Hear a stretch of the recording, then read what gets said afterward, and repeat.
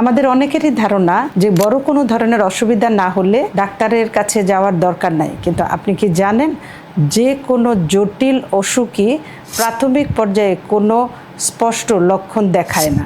বিশেষ করে জরায়ুর মুখের ক্যান্সার, স্তন ক্যান্সার, ডিম্বাশয়ের টিউমার বা হরমোনজনিত সমস্যাগুলো কিন্তু প্রাথমিক পর্যায়ে কোনো স্পষ্ট লক্ষণই দেখায় না। যখন কোনো সমস্যা দেখা দেয় ওই সময় কিন্তু সেই রোগটি অনেক জটিল আকার ধারণ করে, তার চিকিৎসা অনেক ব্যয়বহুল হয়ে পড়ে, স্বাস্থ্যের ঝুঁকি হয়।